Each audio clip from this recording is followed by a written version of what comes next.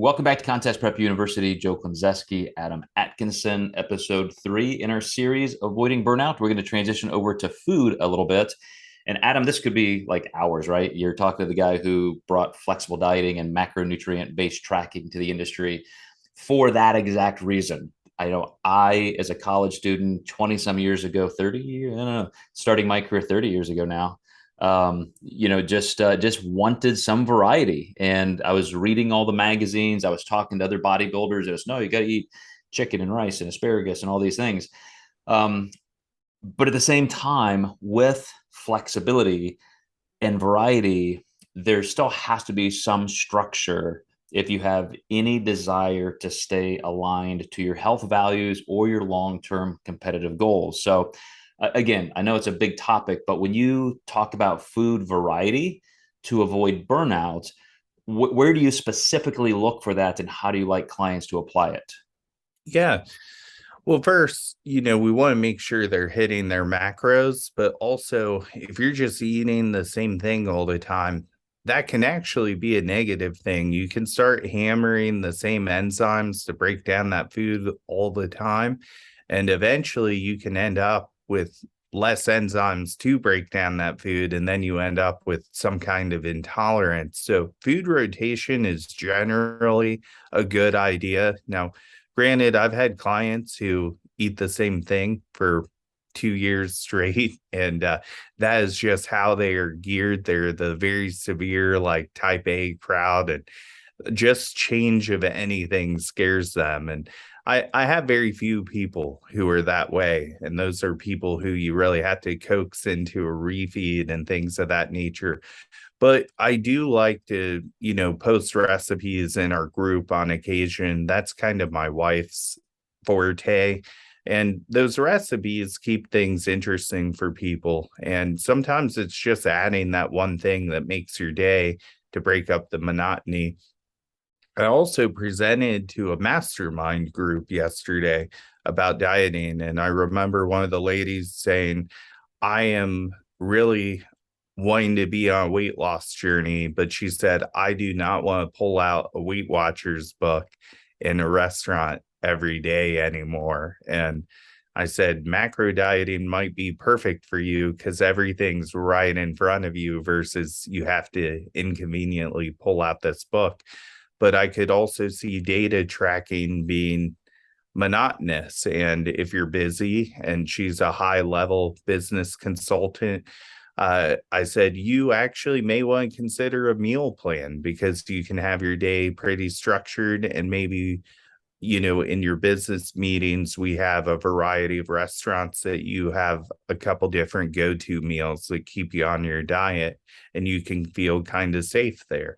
And we ended up picking up a new client like that, just proposing something a little different. And you could just see the weight lifted off her shoulders like, wow. She said, I've spent so much time wondering if what I'm doing is right because I'm not tracking everything perfectly, that this just feels a lot better having some flexible structure. And that's exactly it. Whether it's one meal a day, whether it's changing things up every couple of weeks, just to understand you can rely on the structure that you like. Though even having structure is a major point of flexibility because you are creating the structure. I haven't competed in 20 years, and yet 4 or 5 of my meals a day are identical every single day, with the caveat that I change them once in a while as I just, again, try to avoid burnout. My pre-workout today is going to be this homemade granola bar my wife made.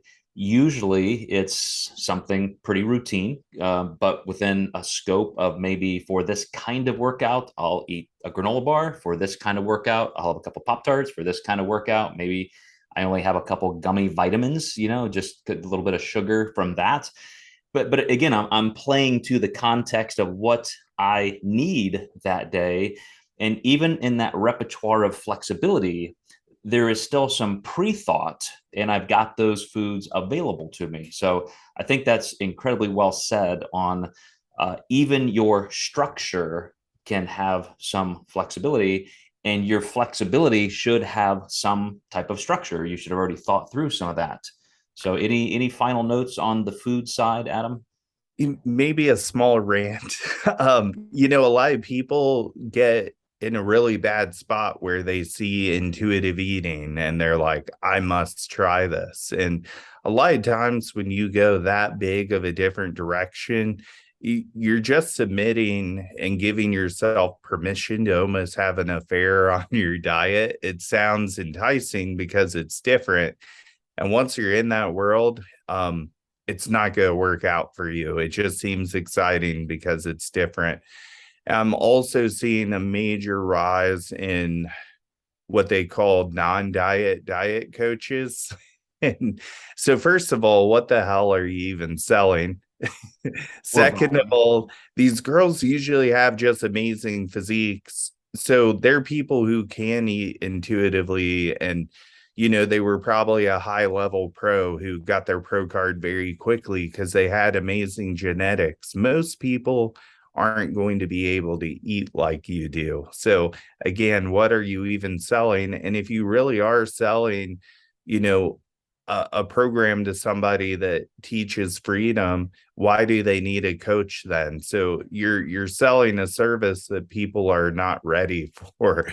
And we base intuitive eating off of years of knowing what that intuition is, years of data tracking. And I find it with these first time competitors, they're like, I'm going to try intuitive eating. It's like you've competed once and you're still learning about macros and how to fuel your body, and you're not quite ready for that. That is the greatest point. And we're definitely going to go along. I'm giving us the flexibility to go along on this one because it's our only shot at nutrition in this series. But you're exactly right. It's totally context dependent in terms of where you are and what you need. And for people who don't understand, as it seems kind of mysterious, intuitive eating versus macro tracking versus rigidity versus flexibility, like where do you go? How do you know? Again, change the noun. How would you do this with your budget? How would you do this with anything else in your life? Do you just say, "Hey, I'm going to intuitively spend"? I don't. Hopefully, I get enough money for the mortgage at the end of the month, but I don't know. Maybe I won't because I want to feel right. I want to have some fun. No, you still have some structure. You have to if you have any aligned goals that you're trying to pursue. So, perfectly said, Adam. We're going to wrap up this series over the next two episodes, getting a little bit more into the conceptual nature as we're kind of touching on here, making sure that you can avoid burnout.